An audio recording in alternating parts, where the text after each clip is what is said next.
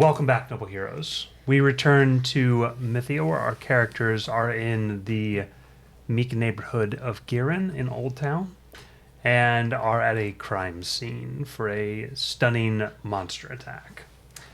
They have just separated themselves from Hero's aunt and mother so that they can speak more privately about matters of great import. As you guys make your way to a somewhat rubbled meek house, apparently stepped on by either Orega or the great elder darkness creature, Vorast, that came. You find yourselves away from the hustle and bustle of the many guards, paladins, and clerics surrounding you, and find yourselves able to speak somewhat privately.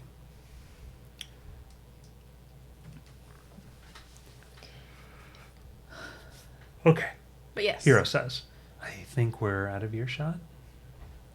At this point, she had noticed that their group showed lots of sign of emotional crying and stuff, considering Jania was like snot-provoking tears earlier. As you tried to stand up, Bali was like, "You're still dirty," she says. It's fine.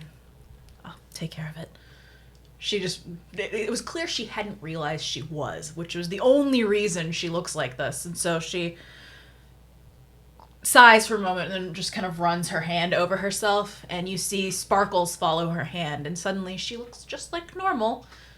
But minus the, metal corset and spine straightener.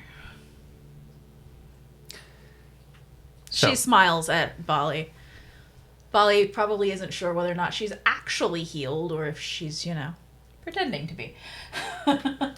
she's going to cross her arms and look defiant at your resistance.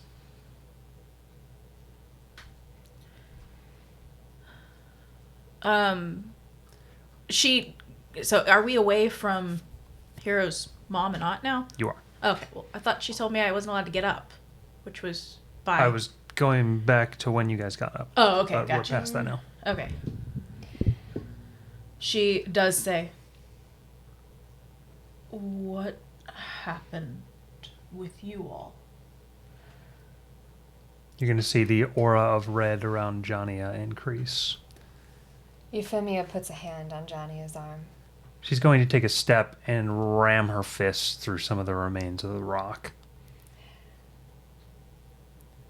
You're going to see like half the guards are like staring at her for a second before like turning back to what they were doing. Euphemia takes a bracing breath and looks at Hero and Juniper. Hero's face sort of begins to fall as you gather your seriousness. Is Hero picking up on any emotional things? Because she's watching him as well. Hero...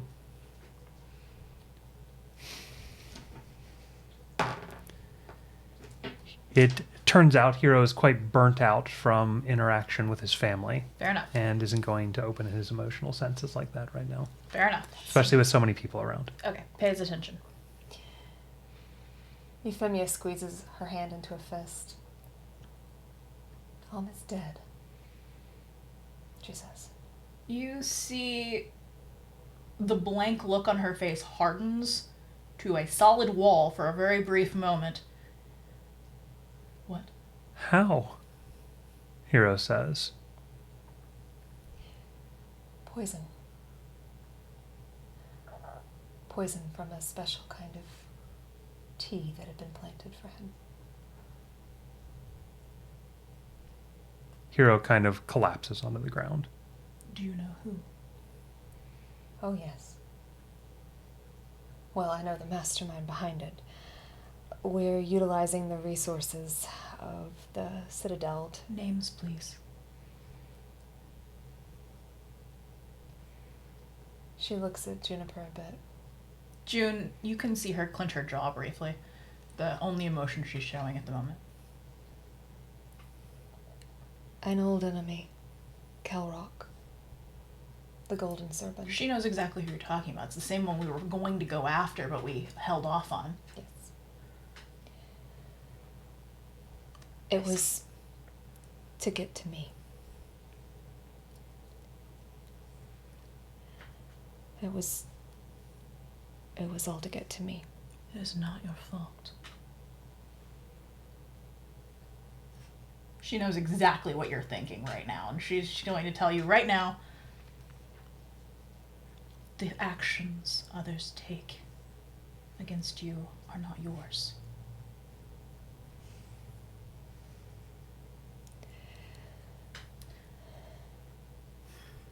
You see, when June tells you that, her facade of stone cracks just a little bit. You can tell she might be talking to herself.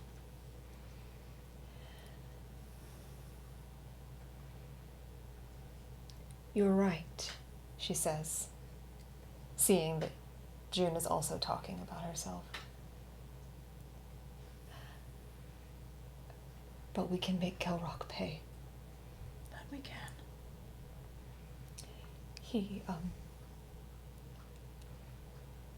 It was not an easy death. I'm sorry. Truly. Her voice quavers for a moment, and then you see her steel herself again. Yuffie takes a fortifying breath. What's going on here? Roland. You didn't hear his clanking of armor and all of the surroundings as he comes upon the two of you looking extremely sorrowful. Are you guys okay? He says. Euphemia's face falls. No. What happened? Dom is dead, Roland. What? How? And you repeat the words you just stated moments ago. Roland sort of staggers under the weight of his own armor. He seems to fall next to Johnny on the rubble. He doesn't say anything as you all continue. I know that we have to... I know we still have things to do for this quest. I know there are forces at work that we still have to fight for. But this can't go unavenged.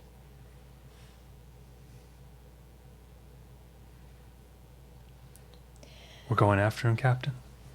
Johnny says, looking up at you. We're gonna make him hurt in ways he didn't know he could. You see the aura increases in intensity. Good, she says. There is something else, and I need your insight, Juniper. June had been obviously listening, but she was staring at the house where Dominus had been for a moment. And she turns her eyes back to you.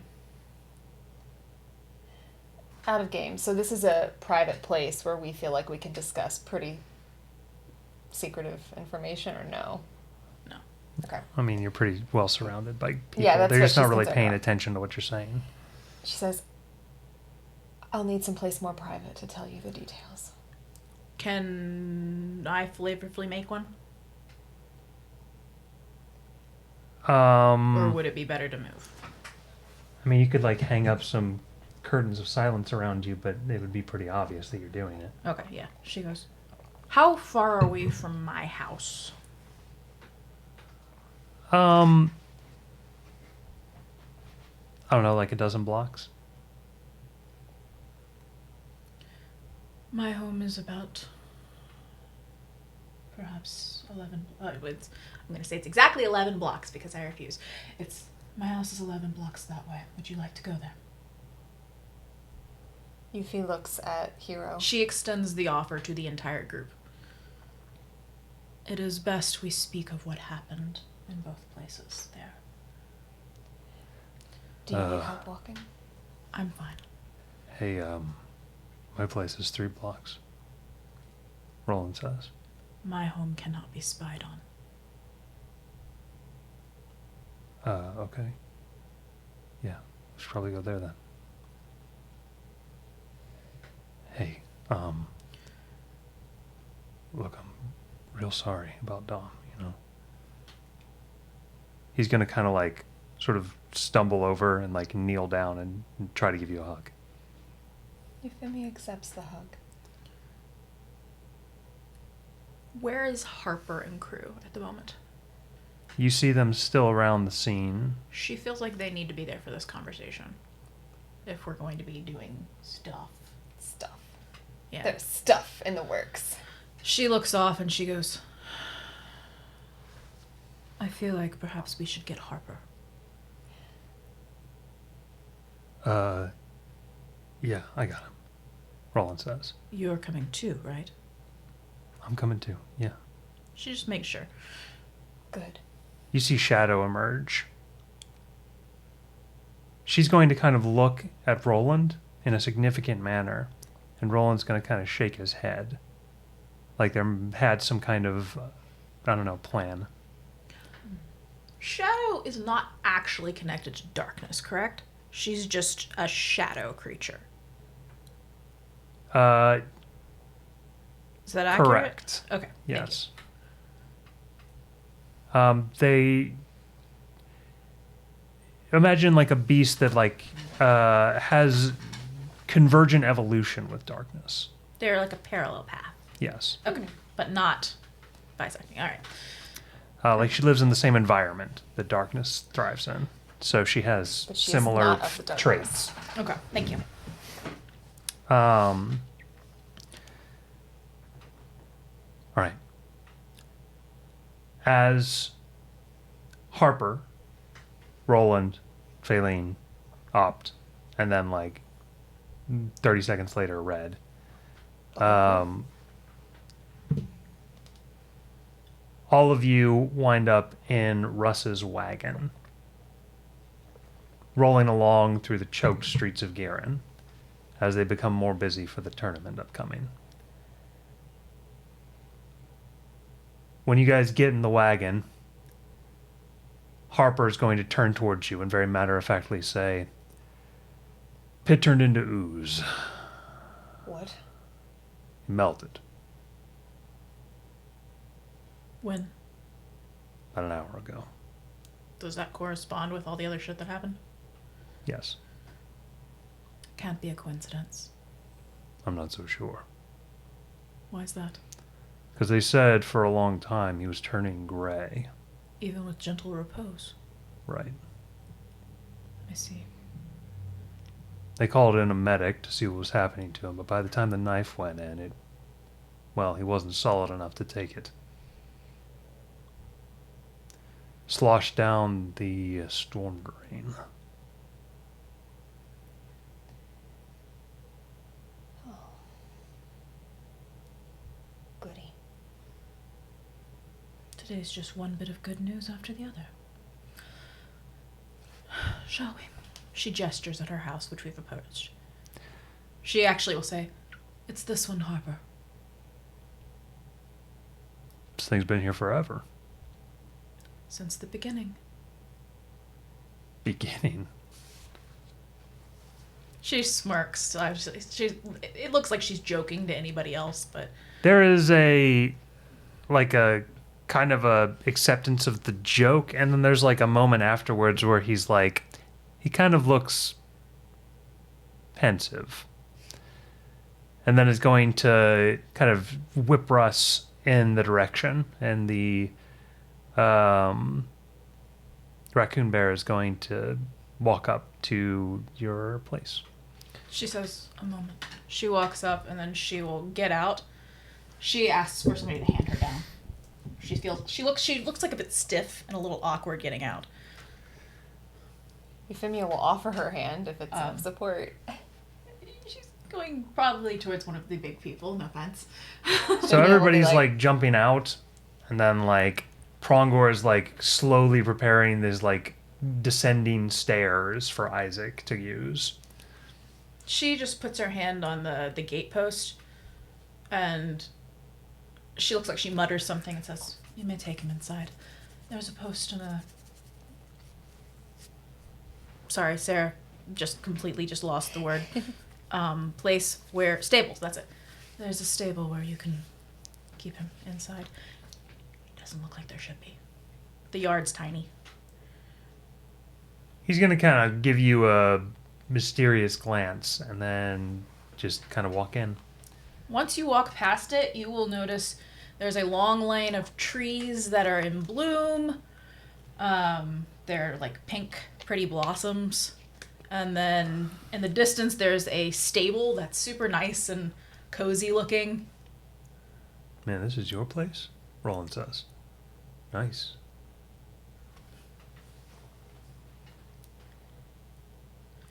Where do you take them for privacy?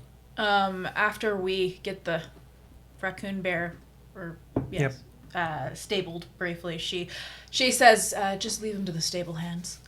They are clearly magical servants. Mm-hmm. They're invisible except for their clothes that they wear, and they will take care of him. And then she will take them to the door. While you are still outside of the gate, there is a choo, and you're going to see your messenger. Kajat. Kajrat Yeah. is going to come up and approach Isaac and hand Isaac a letter. Isaac, this looks like a business note, not a handwritten letter. Okay. Isaac, with kind of like a practiced motion, cuts the seal and unfolds it. All right.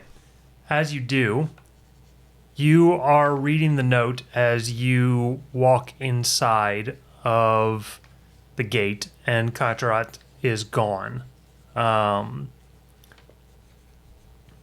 Apparently, it is not expected for you to send back a receiving letter.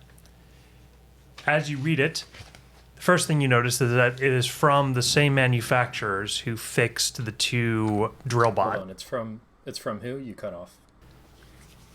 It is from the same manufacturers who fixed the drill bots. The people who made who improved the constructs for me? Yes. Okay. Apparently, there is a fairly famous mechanical designer who has created some prototype of a machine. You look at the diagram and have difficulty not smiling at the absurdity of the idea. A giant mechanical spinning wheel that apparently is faster than a horse, powered by similar stones to your constructs that they normally take when you're not approaching them with your fate. This designer has created several of these prototypes and is looking for a wealthy explorer in order to purchase, maintain, and test them. And the two, the designer and your mechanics, have a professional relationship. And apparently your mechanic suggested your name, and the designer was all for it. The design, called the Arcanical Monowheel, is a series of giant mechanical wheel-like contraptions that the rider sits inside, as they are powered by high-intensity magical crystals. They apparently are able to vastly improve cross-country travel. So there is other stuff happening right now. So Isaac, intrigued, is going to discreetly write a response, pull out a down payment, and then ask for the messenger coin to get the Kajurat back here to send his response letter back to them. Okay. Got it. So this isn't the sort of thing that you have the pocket change on hand in order to purchase. Down payment is absolutely going to be like through check kind of thing. The prototypes, because of the power source, are very expensive. If you are interested in them, then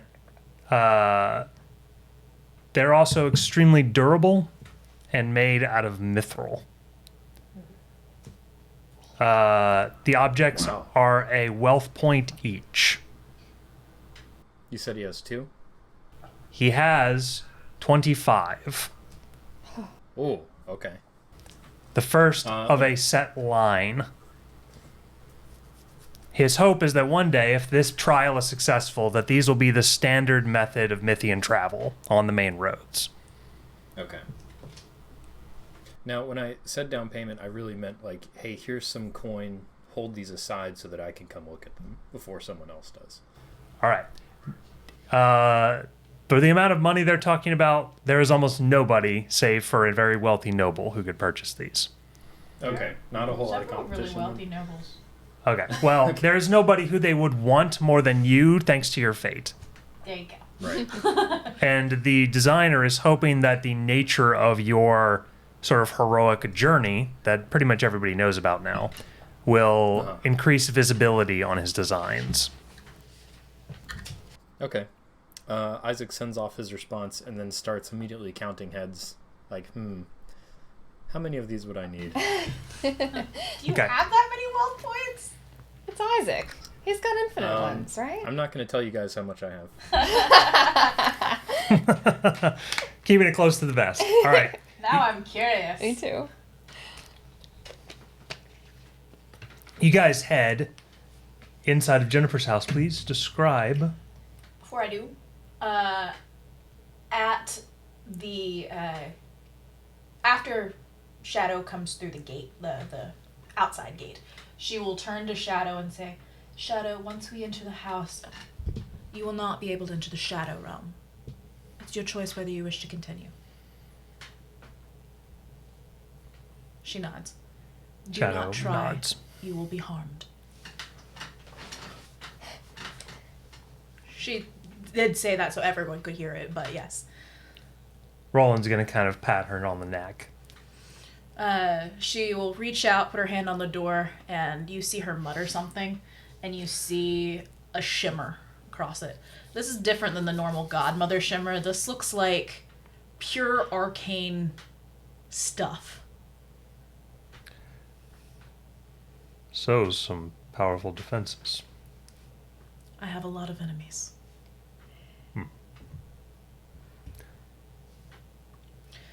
She says, "Enter, please." So, what kind of things are we going to find in here? Red says. Magic laboratory. She just looks at him and says, "Get inside, please." She looks like she has no patience whatsoever right now. He hustles in. Yes, ma'am. She waits till everyone passes through. She walks in and snaps her fingers, and the door disappears behind them. Like, it looks like it's still there, but there actually is no door on the outside of the house right now. It just looks like there is. Okay. She went into full lockdown mode. And the inside? The inside looks like a very comfortable, homey cottage. Okay. Nice. Like, it's big enough that everybody would fit comfortably, but it's not, like, ostentatious or, like, super fancy. It's just, everything is of great quality, and it looks like everything in here would last, like, a lifetime, but it's not elaborate. It looks extremely comfortable.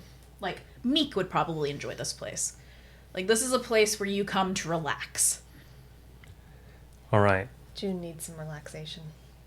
And it is clear that usually only 2 people live here. And where do you take the group? She will lead them through a door into a sitting room. There just happens to be exactly the right amount of chairs. How strange and mysterious. It's like magic almost. I know, weird. Yeah. All right. But they're all like very comfortable, like couchy type things. So, Harper's crew would certainly bring up why the group is so glum. Somebody explain to them that Dom has passed? Euphemia feels like it's her job. She'll say, Dom is dead. The dwarf who traveled with you. Yes. I'm trying to think. Does he know that it's Ronan's brother? I don't think you guys have said it. I in front doubt of him. it. Unless it's like a well-known thing, I doubt it. Sorry. She smiles a little awkwardly. Anyway, regarding that,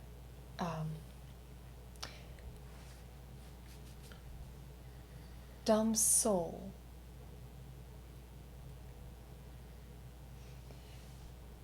When the Reaper came to take him, he said he couldn't find his soul. And Time. First, have you told me you could talk to Reapers yet? nope. She goes, spoke to the Reaper. Euphemia looks at her for a beat and just says, yes. Anyway, Yeah, you see June's wheels turns quickly as she figures out connections there. he has an artifact on his back that was from the Merfolk Empress. Wait, what? She explains the artifact and goes over it. Sorry, I don't want to go into the whole thing again. Artifact on his back? Yeah, Around an his artifact neck. around his neck. It was like a necklace, right? A necklace. Sorry. Yeah. Okay, sorry. See, I went immediately to the artifact that's literally on my back right now, and I went, that's Sorry. a weird coincidence. That was a total yeah. Okay, Yeah. sorry. So, necklace. She continue. explains the necklace and what they found. Do I recognize this necklace from the description?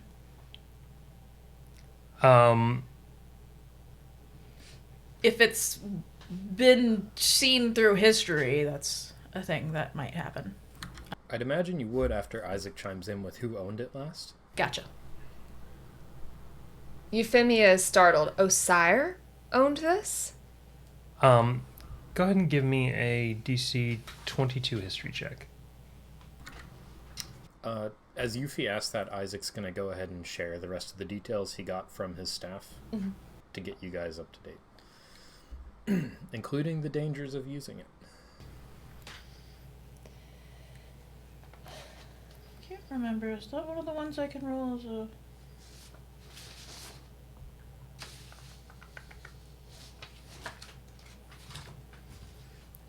I'll just pretend like I can't right now. Okay, so...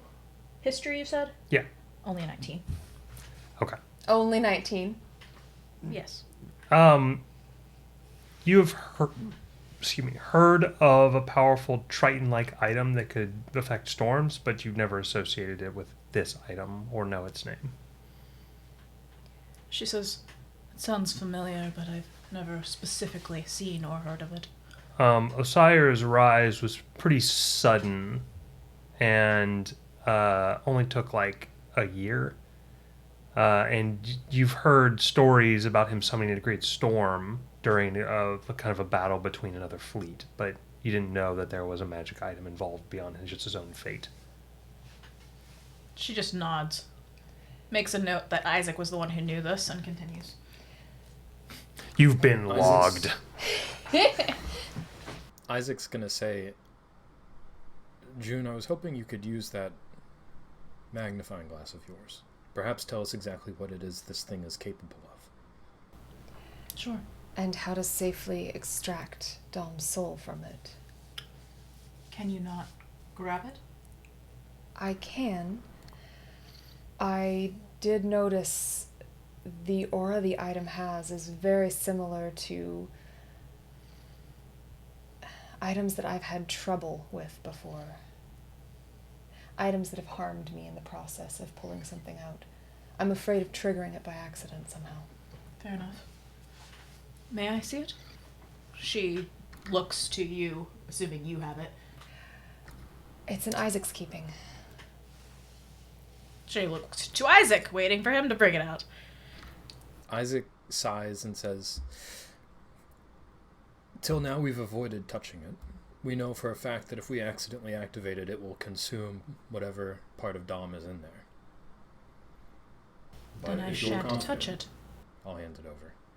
I don't need to touch or something to look at it.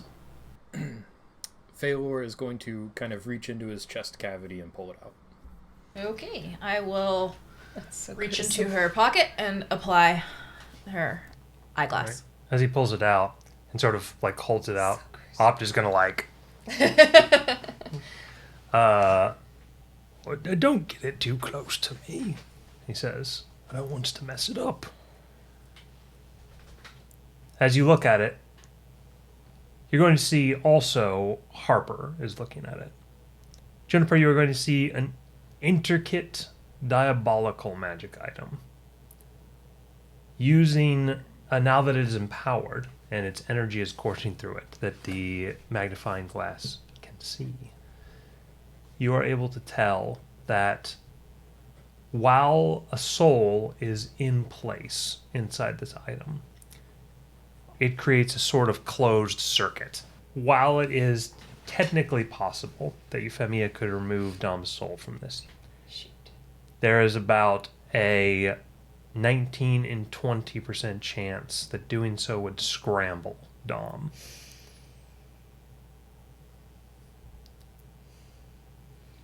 What would happen if we simply destroyed the artifact? You don't know how. Could I wish it? Potentially, but almost certainly Dom is considered part of it. Could she wish him out? The same problem. As what? Yuffie's hand. Okay. Yeah. She's not stating this out loud, by the way. This is purely in her mind. Yeah, You've never quite seen this kind of link. You would almost consider it close to a lich's phylacracy, but it's actually more complicated. She will pause and look over at Harper, who is also looking at it. What do you see? Do you think you could cut him out? He's going to effectively describe sort of a Gordian knot situation where he can't tell exactly. It's like a giant Where he knot ends of and white where he and black begins? strings, but it just kind of all looks gray. I am having a similar problem. Unfortunately, I believe that if you were to attempt to pull him out, there is about a 19.5% chance that you would scramble his essence. If You said understand. how much? Which percentage did you say? 19.5%. It's 95% chance. Oh, you said 19. I said to 19 20. out of 20. Oh! Okay. It's a Sorry. 95% chance she scrambles. Exactly 95%? Basically. Can I make it something a little Yeah, more? you can make it Cool. cooler. Yeah. Okay. Sorry. You can make it geeky. Yes, yes. She makes it a 95.8% chance that you will scramble his soul. Shit, Red says. So how do we... We can't stay in that thing. We would have to study it. I think that's exactly what he's going to have to do for now, Harper says. It doesn't seem like he will be harmed in the meantime. However, I can feel some sort of pulse of some sort coming out of it. I'm not sure what it does.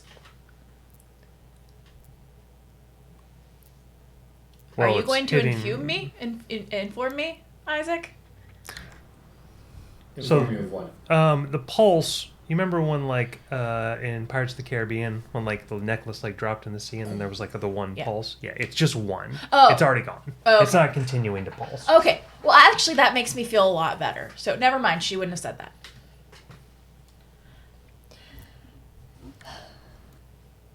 So Isaac's already mentioned what happens when it gets activated Okay. and what it can supposedly do. Like, you guys know all those extraneous details he figured out. Okay. Cool. Faline is going to set forward. How... Not that we certainly want to, but... Is it unsafe to touch it? Do I know that? From your magnifying glass, you can tell that this type of magical item can even be attuned to without use. Use is going to require a storm and intent. So no, just touching it won't hurt it. Correct. She goes, no, touching it shouldn't cause a problem. Apparently, the trigger for using it is both the presence of a storm of any magnitude and the intent to use it. Well, if that's the case, June, I was going to ask you to keep it in one of your extra-dimensional spaces, but Euphemia, I think you should wear it. It's going to be safer with you than anywhere else. It's true that she'll never have the intent to use it, knowing Dom isn't there. Mm-hmm. I'm more concerned about somebody stealing it from you, but that's besides the point. Stealing from the thief, how dare they? Just saying. You've I been- will look to I Euphemia stole and from you. say, I didn't say that. I'll hold on to it, she says. Wait a minute, did you say that it called to its prior owners? if you were to use it, they would all know. And I think they would all know where you are. As you're like, you're going to see just like almost microscopically small. Whoever made this, just craftsmanship. Yeah. She does give it a appraising look. She goes, it's disgusting, but it's incredibly well made. There is a mark, an arcanic mark. Do I recognize it? No, it's two words that you've never put together in an arcanic mark, but you can read it. World Ender. The item is called World Ender? Yes. The item is called World Ender. It's not ominous. Not at all.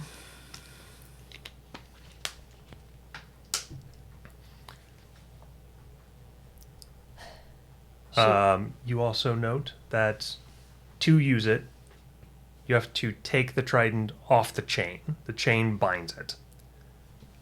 And then it extends into a full-size trident, which you would probably need to whirl in a particular pattern during the storm. I don't like telling anybody that. She does say... What? I don't see the purpose of sharing that information right now. You're probably right. Yes. If it were somebody else's soul in there and it was a dire situation, man, think about it. That's fair. Another reason I wouldn't tell anybody. She does say the chain acts as a binder. So keep it on the chain. Got it. She begins to reach for it. You done? She never touched it, in fact. It was always in Phalor's hand. Okay. And she goes, I believe I have gleaned as much as I can for the moment. Upon further study, perhaps I could learn more. But I think we'll have the time. indeed. Euphemia reaches forward to take it from Phalor. I assume that they tell Harper, Crew, and Frag Monkeys, Roland, that it was Kelrock. Yes. Okay. Okay. As you take the item, Oh. it's like you putting your hand on Dom's shoulder and giving him a little shake.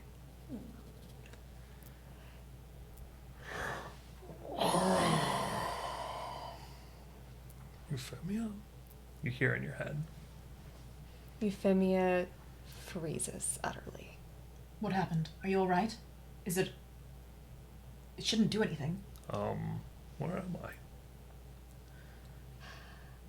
That's a complicated one, she says in her mind. Okay. Actually, she says it out loud too. She's trying to think it, and she says it as a result. Okay, she thinks you're answering her. I know. And she... Yeah. Double Yes. answer. She goes, "We'll try and explain." I'm not talking to you, she says. You hear, Well, that's not a good sign. you mind turning on a candle or something? I think That's so sad. I think it might be best for you to rest a little more, Dom. Roland, like, looks across at Jennifer like, why is she telling you to go to take a nap? He says Dom. She said Dom. Oh, right. And June's She did eyes say widen Dom. slightly. Is he awake? He She looks horrified. is. He's aware. And he's talking to She me. would almost prefer him to not be awake. That's an awful way to be. Oh my. Euphemia will say, in her head, I guess, you were badly injured. You need to rest. So Dom is going to get up, for quote unquote, and like sort of start stumbling through the area that he is in. Oh boy, Euphemia is going to start crying. Alarmed? What happened? She'll look at Juniper. I don't know how to make this better.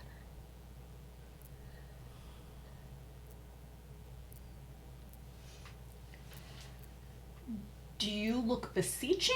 Do you look hopeless? Like what do you look like? She looks... She probably just looks sad. Well, Yeah. yes. I'm wondering to know if like you want something done, or if you want help, or if you're just I don't know what to do. She doesn't know quite what to do. I think he deserves to know the truth.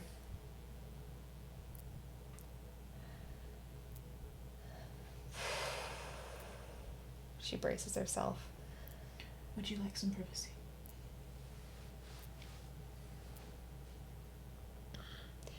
If She- you all would like. She gestures this way. Euphemia sits down and says, Dom, it's a really long story.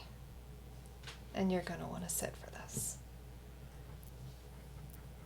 And she begins to tell him what happened. Do you have inspiration? Oh, I forgot to add this one. I can't feel my foot. Oh dear. While she's talking, she gestures everybody out of the sitting room and into her kitchen, I guess, which was a small little 2-person table and now it has expanded to include enough room for everybody to sit at. You got anything pretty strong here, June? Harper says. A moment. She goes to the cold box. It's an old-fashioned cold box. I love it. It's a And fridge. she just opens it, reaches in, and pulls out a tankard filled with a strong dwarven brew. It's a very nice stuff, too. If it's not too much, She Hawk starts says. passing out things. You're a lifesaver, Red Each says. person gets almost exactly the drink they would have preferred. I'm sad we're not in modern days. I think Roland would definitely get like an ecto cooler or something. Like a little high C ecto cooler. I'm picturing him drinking balls, personally. Can Euphemia's crew stay with her, though? Just FYI. If they want. Oh, okay. Yeah. Yeah. It seems appropriate. Yeah, that would be good. She says, just touch this. She points to a crystal on his side. when you're done. Fimia nods. It's sad, Opt says. Yeah, it is, Roland says, commiserating. He was a good man. But it appears as though he isn't quite all gone, Prongor says. Possibly. Master, you are quite adept with nature of the soul, he says. Remember those experiments we did that one time? He says. Meanwhile, Isaac's like, shut up! Don't talk about that! What about them, Prongor? Do you believe that Dom is stuck?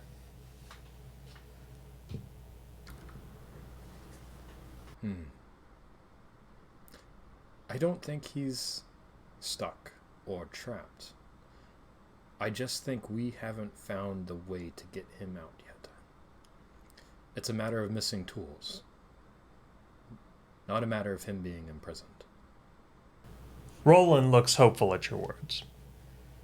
Red, you think, looks at you with a bit of cruel musings. A man like Red has gained enough sense of things to not have the brightest outlook. You can't read June's face right now. I require a DC 30 insight. Oh my god! Fucking goddamn. Although she does not comment on anything. I don't know. Anyone listening to Isaac can tell what he said he feels genuinely optimistic about. She's listening. Especially when he was talking about soul experiments over there. He whispered that loudly, so you probably heard. All heard. Yep. Back in the room, Johnny and Bali have formed a little triangle on the seats with you. Can they also touch it to speak to him at the same time? Is it possible? They try, and it appears as though it allows them to commune with him as well.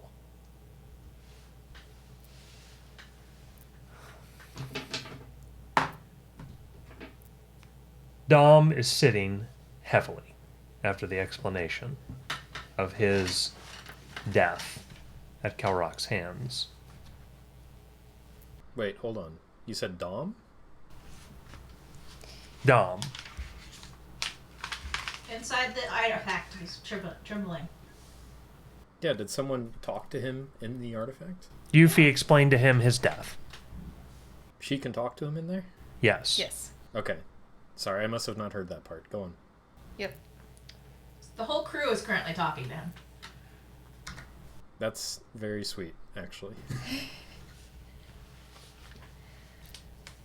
Bali is going to say, what's it like? Well, he's going to kind of look around.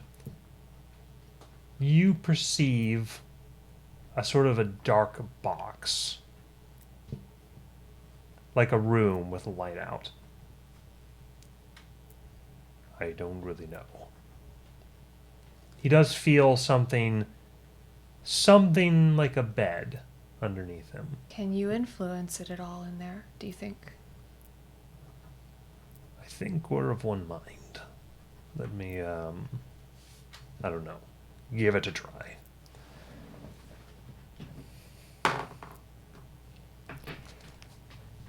A warm glow begins to light. The place is alien and strange. Some kind of underwater cavern, maybe. It appears to have rims of coral growing out from the walls. And the bed, or what he thought was a bed, is more like a stack of gelatin-like substance on the floor. It has a rough shape like a bed, and does seem comfortable. And on top of it, there is a sort of kelp-like blanket.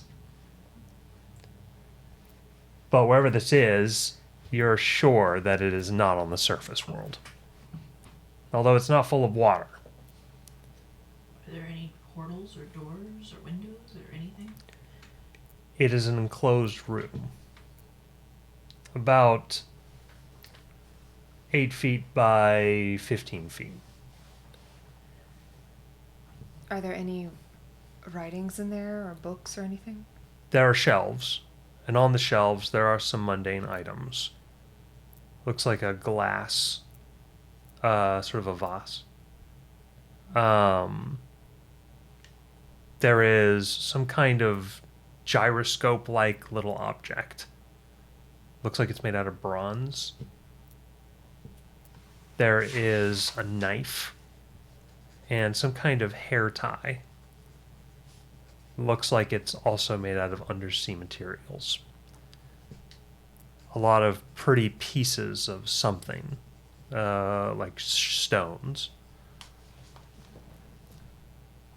And it looks, maybe, if you had to guess, like a female's room. This is a odd place, Dom says as he looks around. It's very odd. Do you think you have a roommate? It's...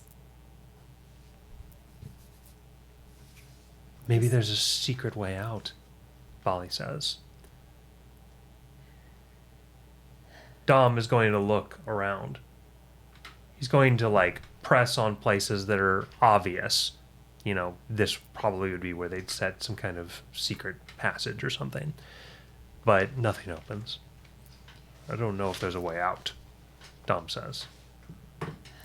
At least not one that we can find immediately.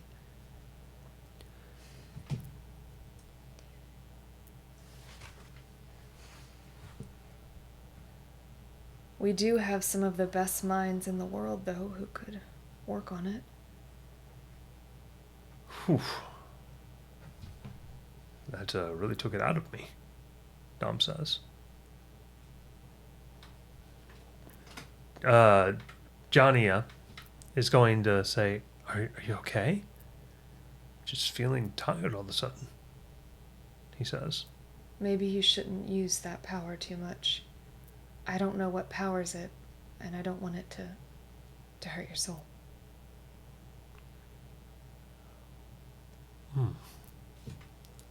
I see the concern, but I don't feel weakened, just sleepy, he says. It's good. Before you rest, who was it that sold you that tea, Dom?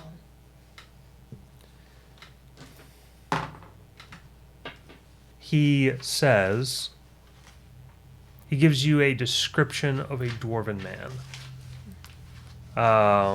The most standout feature was his semi-bald head. Sort of two wings of hair going along his upper head ridge. Sort of an older dwarf, a little older than Dom even. I thought he said he got it from a stall. This man ran the stall. Does he describe where the stall was? That's what I was wondering. He does, yes. Close to, it was in like the main market, and it was sort of off to the side. He gives you the road and such, so you could locate it if you needed to. With that, in a few more moments, Dom is going to look increasingly tired. I think maybe whatever activity that I'm doing in here is causing me to get quite sleepy, he says. Euphemia says, then you should rest. I'll be here when you wake. I think I will, he says, as he sort of lays back on the soft, gelatinous surface. Oh, this is quite nice, though, he says, sort of adjusts quite well, he says, sort of like moseying inside of it. He pulls up the reed blanket on him and is suddenly fast asleep. The light is going to slowly dim and then go out. Euphemia sits back and looks at Bali and Jonia. If you leave your hand on it, you can hear his breathing.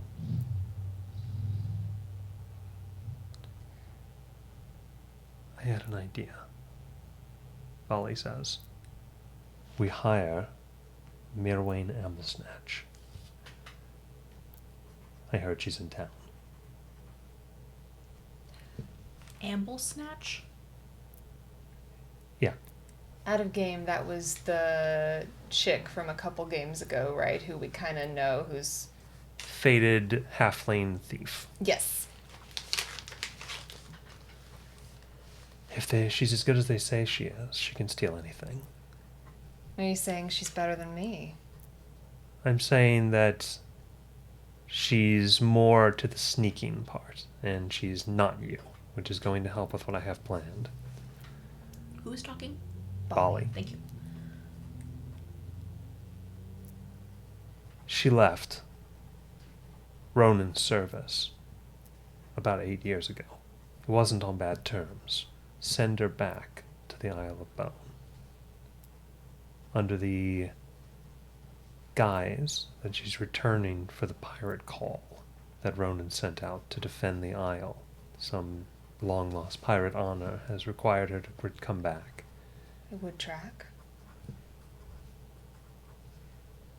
We make copies of Calrock's rings, and she replaces them with the real thing. He doesn't take them off too often, but he has to take them off in Ronan's presence. She'll sneak on his boat and replace them with the fake ones. That'll leave him vulnerable. And then, when he's most weakened, after the Battle of Bone, whenever that happens, then we make ourselves known and draw him out. His fleet will be at the smallest that it will probably have been for the last decade. And I know we can't take him out before the battle. They do need him for now. I got an idea, Jonia says, suddenly surprised. They both look surprised, too, when they look to her. Wait for the idea before you get too surprised. Just saying. What if when we go and beat up Osire, we send a note to Calrock like we're Osire, saying that we're attacking Rogueshaven, but we actually have control of Rogueshaven because we've already beaten up Osire. And then he comes to help, and we use all of Osire's defenses against him. You're so sure we'll have to beat up Osire? Wasn't that the plan? If he can't be reasoned with. Well, I'll admit to not feeling very reasonable right now, Captain. You've actually held it together really well. Thanks, she says, kind of looking exhausted. Euphemia says, at first I was in shock, but now, as much as I don't want to let myself, there is a slight tinge of hope. Maybe this isn't the end yet. It's not, Bali says, maybe trying to assure herself as much as you. I like the plan. We'll set up a meeting with her as soon as we can. I don't think it'll take much to find her. Do we still want to go and get the ship? Bali says. You head down to the Doom Ridge with the rest, and we go and get Triss and the Outrunner? Sail round? It takes so damn long. I think we should, Bali says. I think we have to. I was just hesitating because I don't know what we're supposed to say to Clebe and Triss. But especially Clebe. You won't be saying anything. You're going to be headed down with the rest of them to the Doom Ridge. I feel like I always leave you with the shit jobs, Bolly. I'm making her clean out the poop deck this time. Damn it. Johnny says. I We'll will deal go. with that. You have enough on your plate. For now. But no matter what fated mission we have,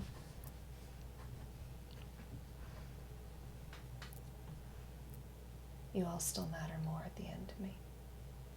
Johnny is clearly looking for some kind of like additional bonding. Euphemia leans forward. If we can't protect the things that are most precious to us, then what the fuck are we even fighting for, right? Right, she says, inspired. Bali nods too.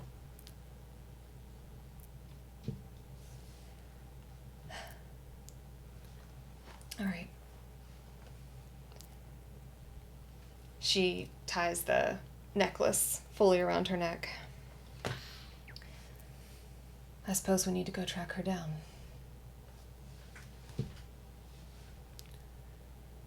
Meanwhile, back in the kitchen, everybody has their drinks.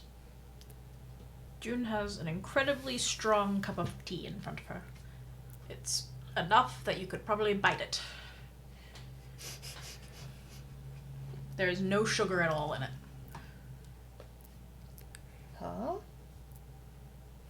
Then again, she doesn't usually sweeten her teas, but like this one is like coffee level.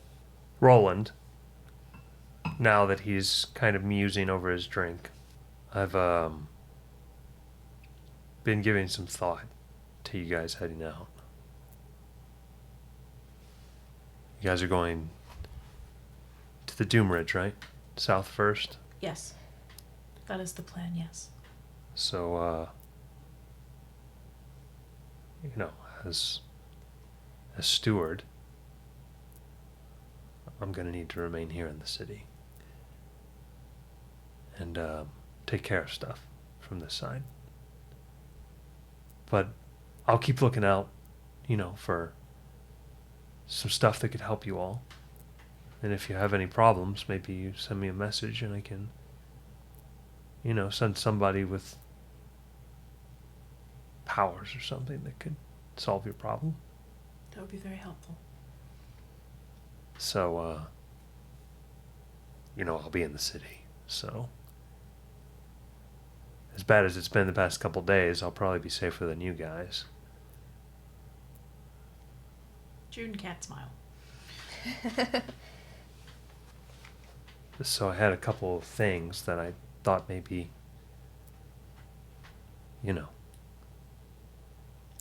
well, one thing, at least. He's going to pull out his potion. Cauldron's potion of light. Oh, gotcha. So, That's a potion of poison. one of you guys should take this. Condrell Lightwarden's Bottled Heaven. Who does he give it to? Probably. Okay, I think he would give it to Juniper, just because he doesn't associate Isaac with Bottled Heaven. Which is hilarious, but yes. She will. He hands it over to the creature of darkness. He doesn't know that. There's like 4 of those in the room, so. And he doesn't know that. Well, Isaac has undergone dark rituals that have put darkness in his own body. Okay. And Shadow. And her. Phalor. Shadow's not And Phalor. a dark person. No, that's true. Yeah, well, it was exaggeration, Okay. but Got me really mad. Anyway, yes, so she will take it and smile. Well, no, she doesn't. She takes it and nods. and he's going to kind of turn and nod in the direction of a wall, and Shadow is going to exit forth. No, she hasn't been in a wall. Oh yeah, right. She can't, Shadow can't has go been in there the whole She's just time. been curled up like a kitty. She fits. It's weird. Like, you don't know why she fits, but she totally fits. He's going to turn and nod at Shadow. And she's going to stand up and sort of shake herself off. And we had a kind of a conversation. And I think that Shadow should go with you guys too. That actually will elicit an expression from her. That was not something she was ever expecting him to say. Shadow nods. Because, you know, like, Yuffie can fly with her, and, you know, you're going to need help with Shadow stuff, and you were going to learn how to talk. Are you sure? She knows that they've never been separated. Yeah, man. She's looking at Shadow at this point, not at him. Shadow nods. Sure. You're always welcome, at least in my books, Shadow. She looks at the rest of the group, minus Yuffie and Groot. You see a sort of like startled head movement from Red when the announcement is made. Yeah. And Harper is sort of dove into his drink at that moment, maybe to hide some emotion. We'll take good care of her, Harper says. Yeah.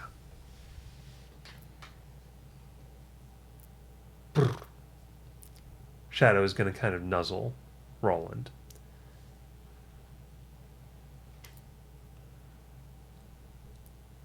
Yeah.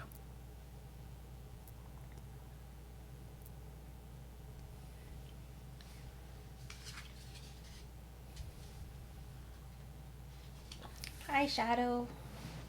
You can join my pages. I would have given Shadow to Isaac, but you can get it when you come or something. It doesn't really matter who Shadow card is with. Well, I'd get Isaac, but I currently don't not the have a potion. person, so... Or I'd get Shadow, but not the potion. Yeah, I mean, it's a black card, you know. That's true. It fits with the rest of my shit. It Yeah, vibes. theme. Big theme going on. She's basically waiting for Yuffie and crew to join up before she talks about the events of today. What do you know? They're walking in right now. Well, no, she has to touch the thing. I'll go get her. What do you know? Okay, She Yuffie touched the touched the thing. thing. Okay, yes. Actually, a servant will come into the room wearing what looks like nice maid uniform. Wait, what's a servant? What are they? They're all magic servants. So what do they look like? They're invisible, except for the clothes she put them in.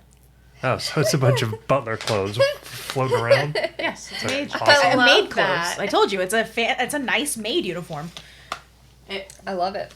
comes in and gestures for you to follow. Euphemia shares a look with Bali like, what the hell is our life? And then follows. Yes. It clearly is making sure you stay together.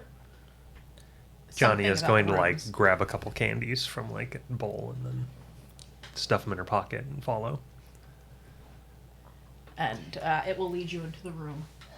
The trip seems like a normal trip. As we're sitting there, suddenly there are just extra chairs.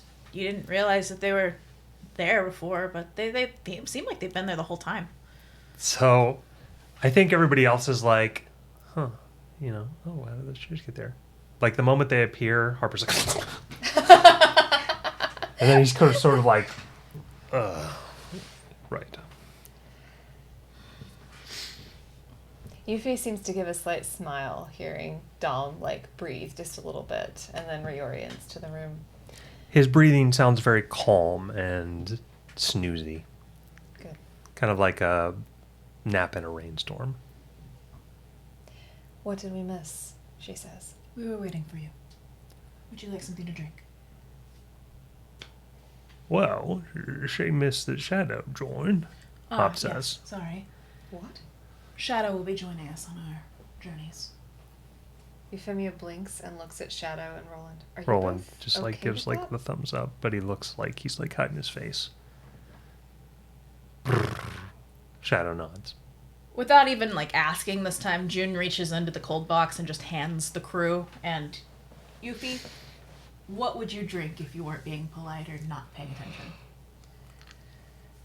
You get that. She'd like a stiff drink of some kind. Okay, you get a stiff drink. It's cheap mead. Okay, you get a cheap halfling mead. Perfect. And it's like in a big old tankard. It's shitty, but it's comforting. Mm-hmm. She is going for comfort, yes.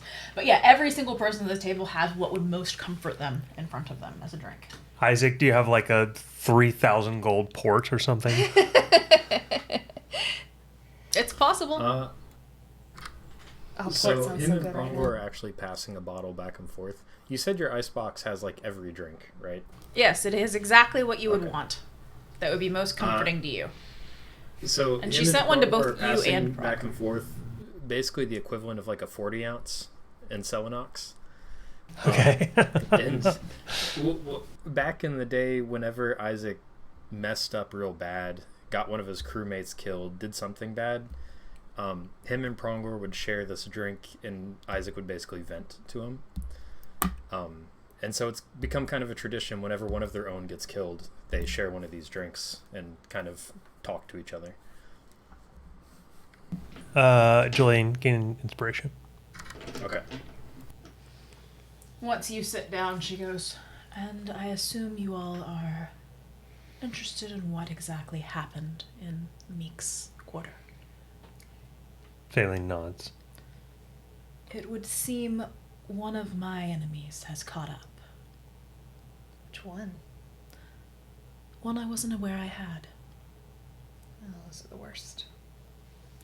As well as Dominus, the Angel of Darkness.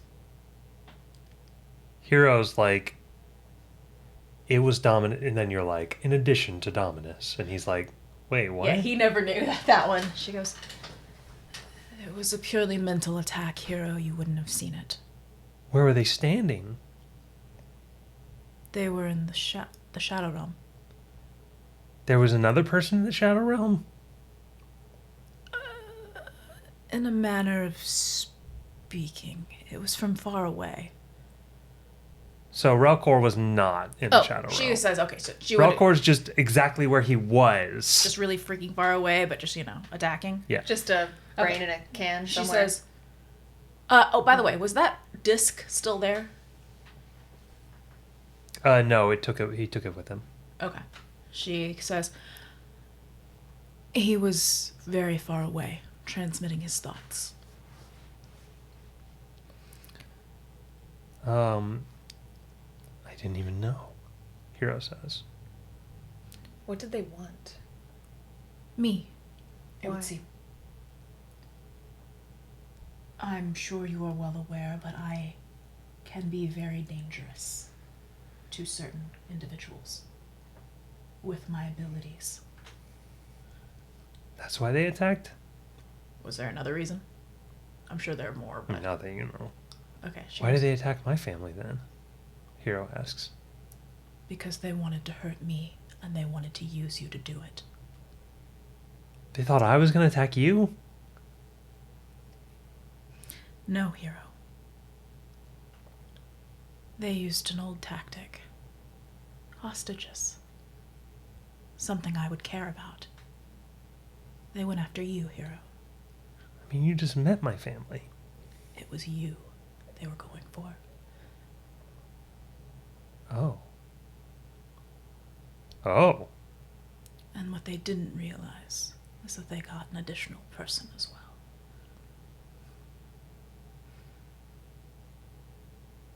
Who?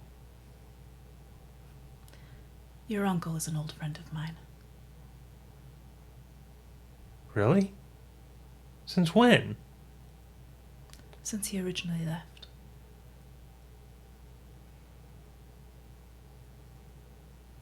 I I don't- recruited God.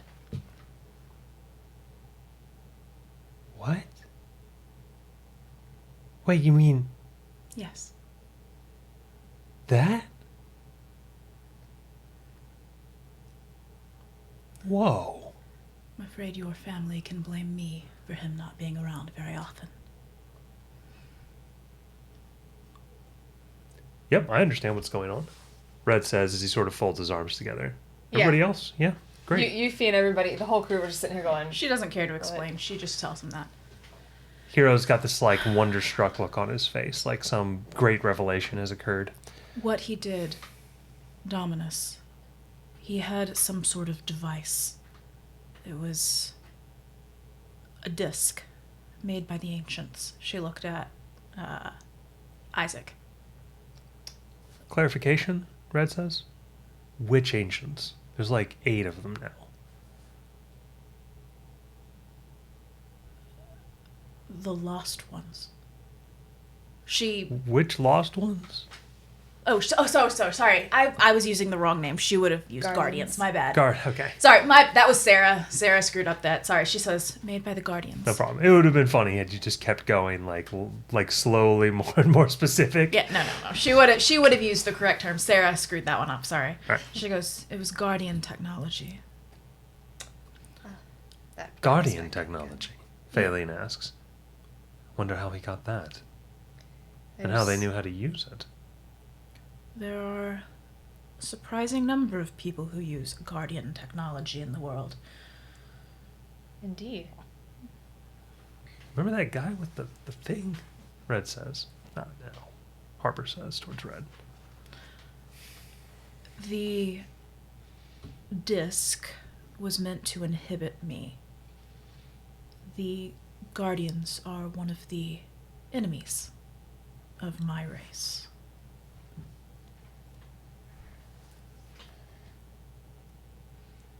Everybody is waiting to continue. The group would recognize it. She's actually looking at Harper's crew and Harper. Red has a mask on. Opt is like, Mostly she's looking at Harper. Harper looks like he's keeping it close to the vest, but you do think there's a level of surprise that you're explaining it. Mm-hmm. I'm sure you've realized I am not what I seem. She is specifically looking at Harper as she talks, by the way. Like, she's including the group, but she is talking to Harper. You're vegan, Red says. She's ignoring him straight up. She just straight up ignores him.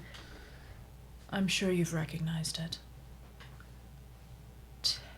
Technically, I'm a fairy, but I'm a little different than the fairies of this world. How? I made a wish. A long time ago. That changed my very foundation. So you're not a fairy anymore? I am partially a fairy, but I'm also what is called a wishmaster. All right. They have an ancient enemy of the Guardians. The Guardians do not like us. And they specifically target Wish, because Wish is not originally from Mythia. Wait, what? Red says, suddenly catching up to the conversation. You guys are already vaguely aware of this, I think. Yes, I told the group. you And did she goes, tell. the group is already aware, so I will inform you as well. There is an outside, beyond Mythia. It's where the angels came from, where the dragons came from. They may not remember it, but it is there. Something else came in, beyond them. And that is what I am. You're not originally from Mythia. I am. What you transformed into, then, is not from Mythia. Correct. Do you know what it's like? I have Phelan no asks. idea. Those who granted my wish never gave me that information. So they came to Mythia, and they made you one of them. But you ain't gone to their home. They didn't mean to make me one of them. They did it by accident? There is a danger to making wishes vague. There's a reason I have the rules and structures set up today. So, you tricked them. No. I didn't know it was going to happen. I had no idea it would affect me the way it did. I was a child. So these wishmasters, they're like genie? Her face flashes to rage when he says that. It's very brief. No.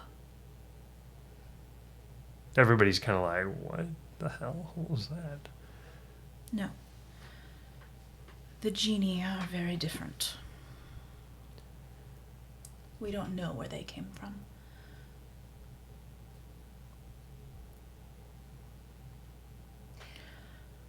Back on topic, though, we have strayed quite a bit. The disc they wanted to use was meant to weaken me. Whether or not they wish to attack, destroy, or take, I do not know. But they certainly feared Wish. As they should. But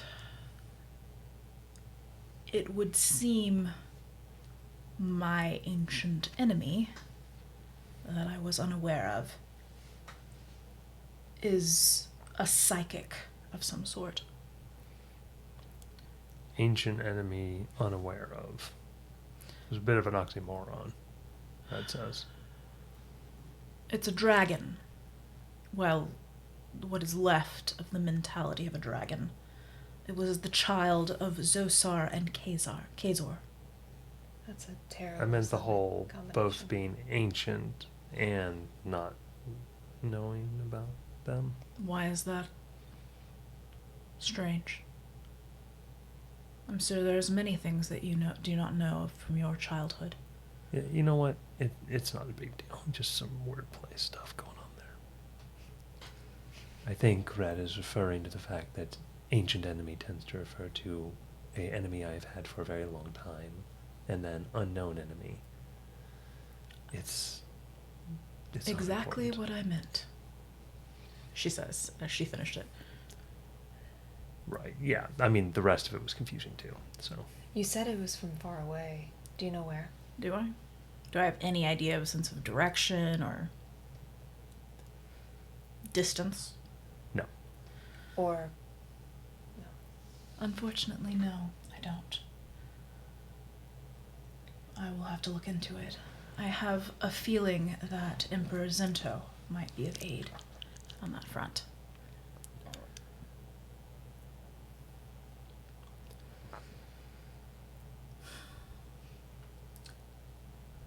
He's going to be a couple of days in recovery, most likely, Harper says.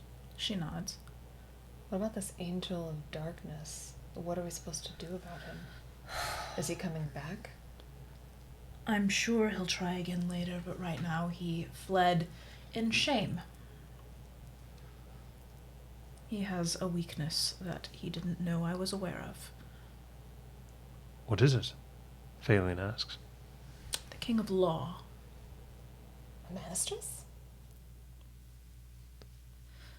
They knew each other before they fell, and I remember them. What's his relationship with the Manisters? They were lovers. Oh.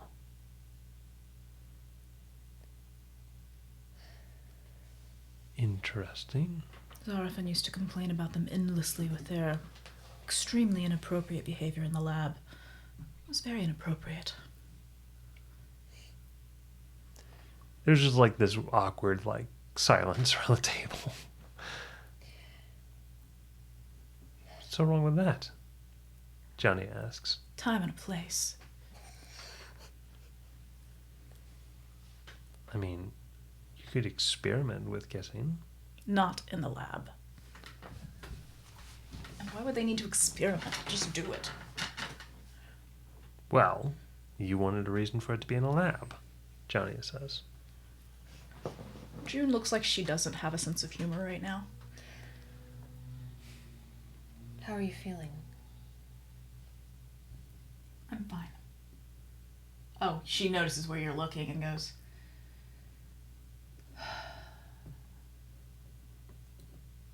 it can be removed. And she gives the exact amount of time down to the minute. I'll take it after. What is it? Harper says. Something of mine.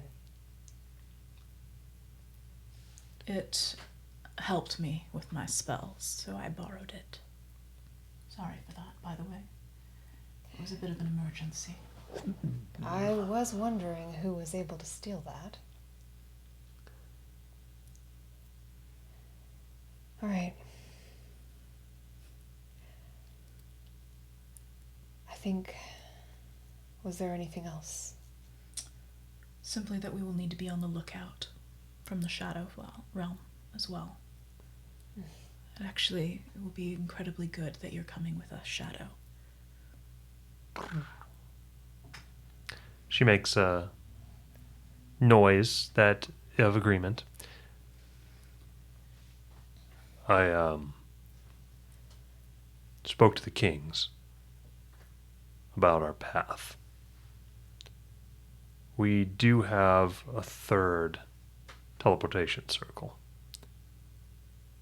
but it's old. It's some disrepair in the middle of in Ignis's arm, pretty close to the falls. It would be closer simply to go back to the one that was in the Doom Ridge.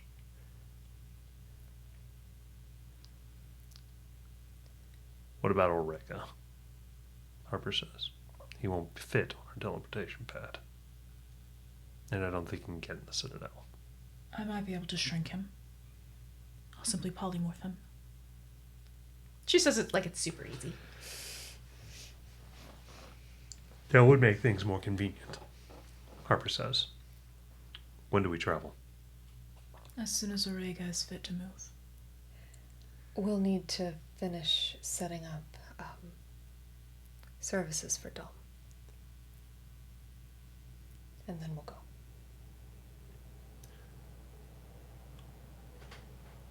If you send a note, I'm sure that the kings can put the bureaucracy to work, helping with that. Reaches out and she goes, have you sent a message to Ronan? Did she ask that in front of everybody? No, actually, she will say, have you sent a message to his family?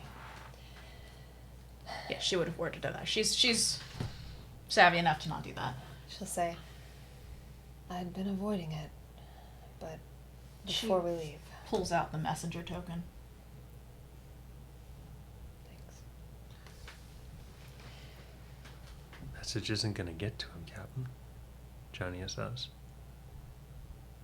Out of game, why? Wait, not even messages what? Alabone doesn't take messages. Oh, it's one of the places that doesn't? Mm-hmm.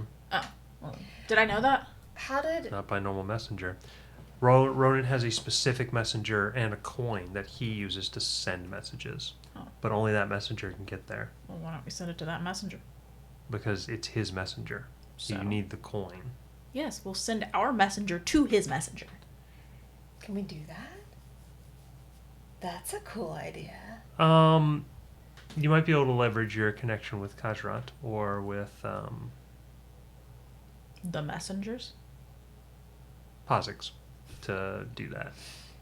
She goes, I'm fairly certain I could finagle a way to send it specifically to his messenger.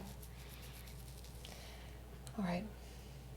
You realize after this conversation, they're totally going to know who the hell you're talking about, right?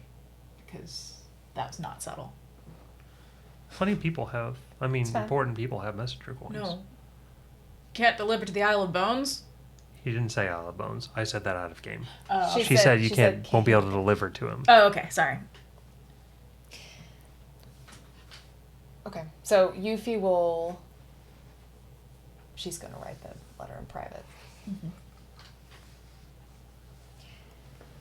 All right. I think that we have a few other things we need to take care of in town, she says, looking at Bali meaningfully. And we'll reconvene tomorrow? Prongor is going to sort of like elbow Isaac. About what? He's going to point at the letter that you got. Okay. I thought they were discussing travel, but it was cutting out a little bit, so. Isaac's gonna step forward, handing Prongor the drink. And he's gonna unfold a piece of paper and say, I received an interesting prospect. I think this might be a better way for us to get to the Sky Range. And knowing June can instantly analyze blueprints, he's going to kind of set it down in front of her. Get to the what? I'm sorry. Get to the Sky Range? Oh, okay, yes, good call. I don't know if it'll be faster to get there, but it'll be faster to move around once we're there. I don't know. She will take the thing, glance at it, and think it through. Okay. So, unless you are actively under the effects of the fly spell, this will be much faster. Daniel, how many did you say could sit per unit? It's a one-man machine, Okay. but I was getting ready to ask, what about tiny people? it's still, I mean, you could sit in somebody's lap, but the thing goes pretty fast. So, like, you need to have the seatbelt on. So, they're small. 2 halflings could wear it. I guess they could. If you really want to double buckle up. Well, I'm talking about funds here, man. And couldn't they be easily jury-rigged? Jerry-rigged to what? Fit 2 people, if they're tiny. I mean, come on, we have like a genius person and a genius person there. We got 2 genius people who build things, why not fix it? So, here's what I'll do.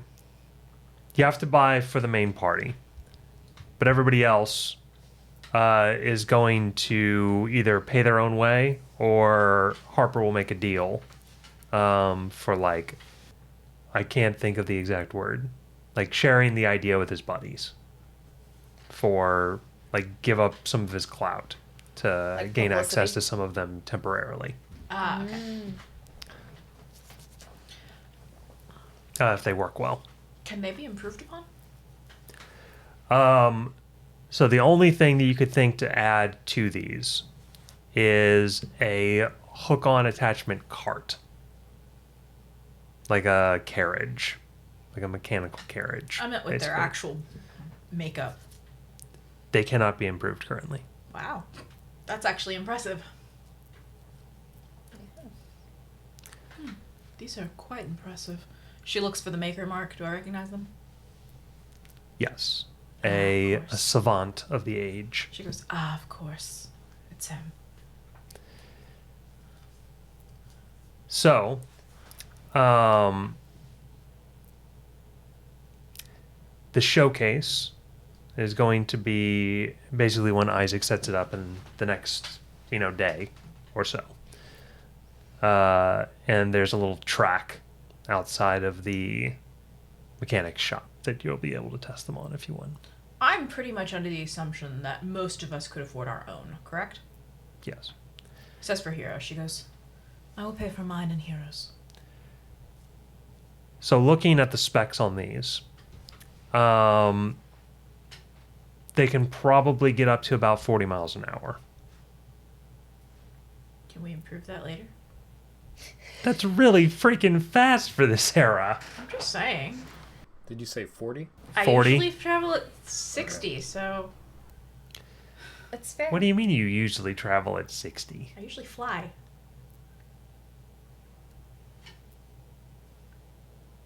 Flight Oh, only lasts for an sorry. hour, and it's a spell. No, I mean, I can literally fly whenever I want to, usually. Your speed is 30 Is in your your- regular fly. Is your fly speed as a fairy actually 50 feet? Oh, that's fair. No. No. And but this is 40 miles an hour. I'm not talking about feet per turn. Okay, that's fair. Okay. I think it's 50 or 60 feet per turn on these things. Gotcha. I mean, I could just turn myself into, like, a Pegasus. But yeah, it's besides the point. Yes, I guess you can use magic to go faster. That is technically a thing you can do. I was just checking. Okay. That's what you were actually dancing around. Is can I magic this to be better? Yes, I was. I guess if you change it into a Pegasus, it's better somehow. Okay. No, I was just curious on if it could be improved upon to go faster. Not currently, no. Okay, cool. That's fine. You do not possess the technology. But yes, she does say that she will pay for hers and for heroes. So, one thing about these is while they do work on rough terrain, they are far superior on flat terrain. So, it would actually be faster to get to a main road, even though it's out of the way, and then spiral your way to roughly where the giants are. So in other words, go to... I really gotta... Cross. I gotta put the roads on there. Yeah, so cross would probably be the best point. She goes, in which case, instead of going to the Doom Ridge, we should probably go straight to cross. And The then nearest take the teleportation pad to Doomridge is, or to Cross is the Doomridge. road. It is not.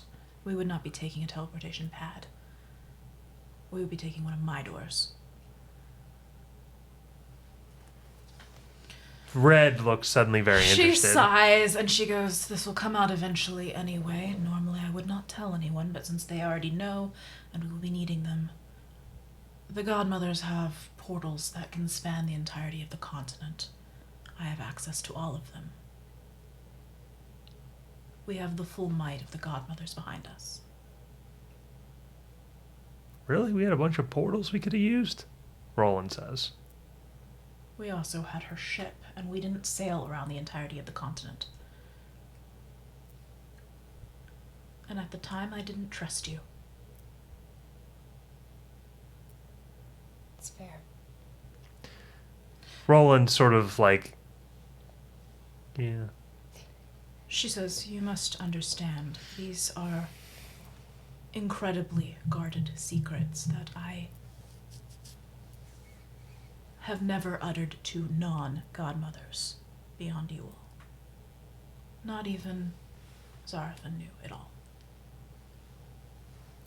Well, dang, we just met, Opt says. Yes, well, I've known you for a very long time, Opt. She just smiles. Face. He kind of looks around.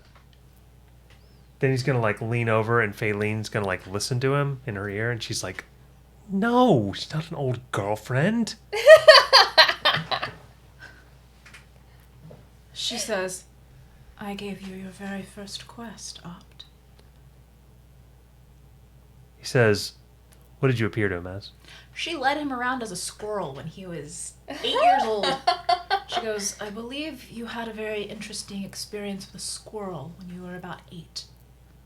That was me. He goes, You was hiding all those nuts." Well, I actually had several squirrels help me because I wasn't planning to do that, but yes. "You got a whole brigade of squirrels to get me to go on a quest." I happened to be the closest at the time. You know, that sounds a lot like you, Yuffie says. Opt is going to look across the table at Harper and go, "You were right. They are right, Looney." Faylene's going to smirk a little bit. She goes, "But it worked, didn't it?" She We are says. forced to operate within the bounds of fate. That is why we act so strange to some people. "You fated to be a squirrel?" No. It's not important right now, Opt. Suffice it to say, our actions, while seeming nonsensical, were necessary. She looks vaguely chagrined at the route that they're forced to take at times. This is the most open she's ever been about that. She's just like, yeah, I wouldn't have done it that way if I didn't have to. She's like, trust me, I don't particularly like being a squirrel.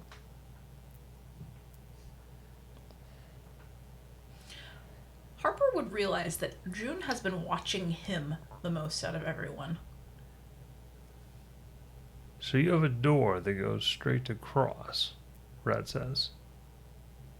I have a portal.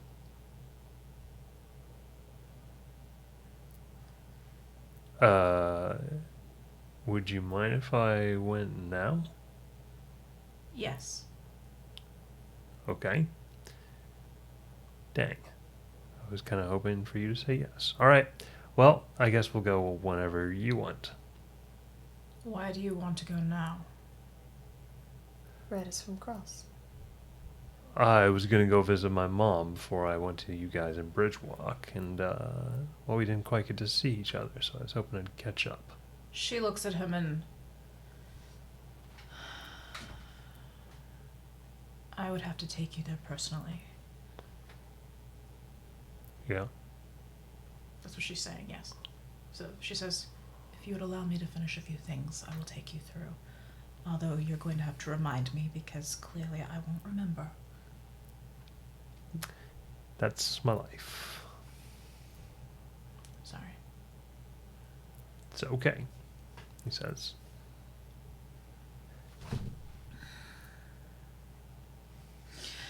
So,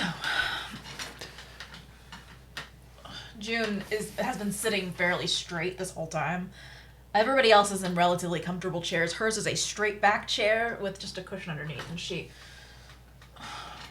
Euphemia is looking at it and says, I'm not looking forward to wearing that. You needn't wear it. You may simply hold it.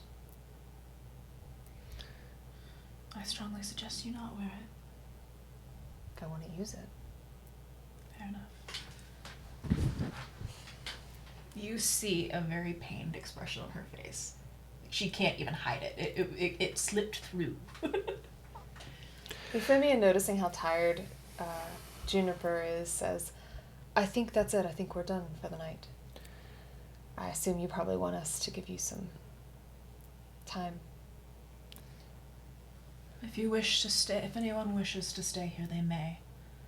Otherwise, I intend to stay here tonight.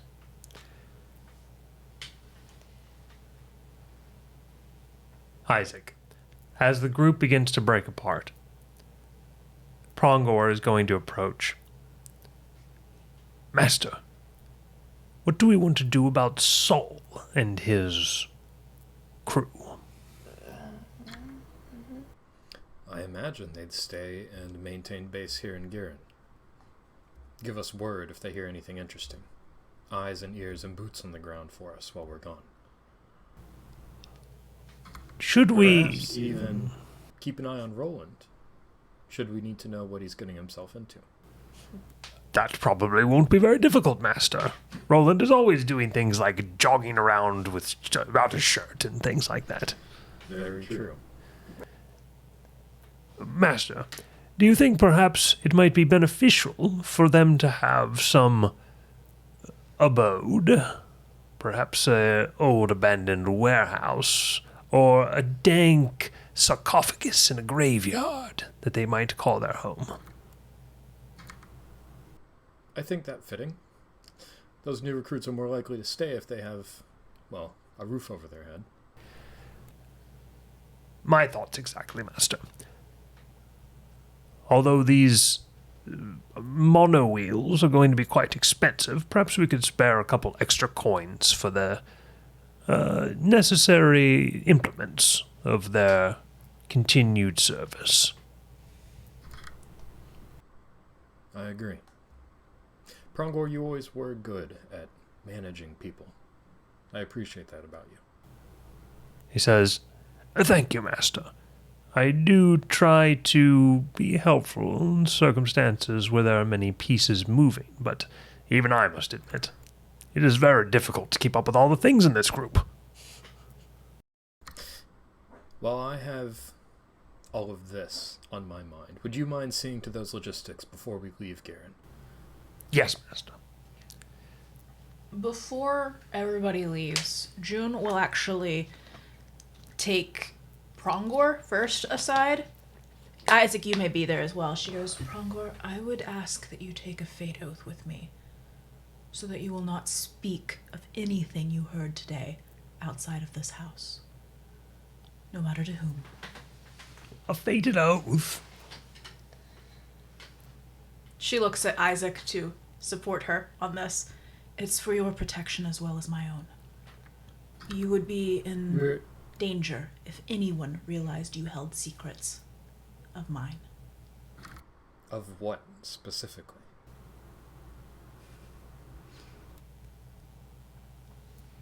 I believe that today's incident illustrates just a portion of those who would like to know more about what I have and am. I think he means what specifically do you want him to make the fated oath on? Oh, she says specifically, I would make a fated oath to not speak of it outside of these walls to anyone. Speak or write. Not speak of what? Of the information pertaining to Juniper that he heard. Like any information about June that he heard while here today, he's not allowed to speak or write about it outside these walls. Not even to the group? Not even to the group. Wow. June, you know you don't need to worry about me, but you should also know you don't have to worry about Prongor having loose lips about anything. No, but he would discuss it with you. And like it or not, you can be spied upon. There are reasons I never speak about myself outside of protected areas. There's reasons why I insisted we come here instead of going to Roland's home. I do trust you, Prongor, but I know you two confide in each other. And I don't want somebody to overhear it. Because if they learn you have secrets of mine, your mind will not be safe. And I just learned that I have a very, very powerful psychic who stalks me. And he's not afraid to use people I care about against me. So Isaac seems to be on board with this?